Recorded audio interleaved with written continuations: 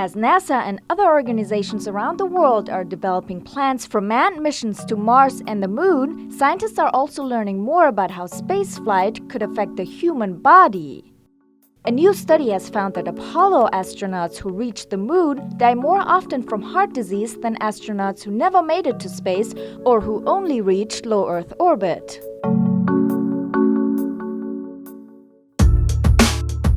The researchers from Florida State University examined the cause of death of 42 astronauts from NASA missions, including Apollo and Gemini, based on obituaries and death certificates. The scientists found that among the 35 astronauts who didn't get to space or stayed in Earth's orbit an average of 15 days, about 1 in 10 died from cardiovascular diseases. But among astronauts who traveled into deep space as part of the lunar missions, 3 out of the 7 included in the analysis, or 43%, died from heart-related issues, the scientists say.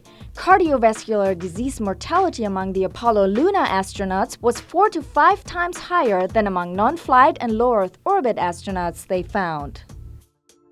The researchers chose to focus on Apollo astronauts because they are the only astronauts to have traveled beyond Earth's magnetosphere, which acts as a protective shield against the intense radiation in deep space. The researchers compared them with non-flight and low Earth orbit astronauts because astronauts are typically much healthier than the general population. To test their findings further, the scientists also exposed mice to the amount and type of radiation that Apollo astronauts would have been exposed to. They found that after 6 months, the mice had stiff blood vessels, a condition linked to cardiovascular disease. Researchers at NASA have studied the potential health hazards of space radiation for decades. A NASA-funded study found in 2015 that prolonged exposure to cosmic rays could cause brain damage in astronauts. In 2014, scientists found that when astronauts spend long periods of time in zero gravity in space, their hearts become spherical and lose muscle mass.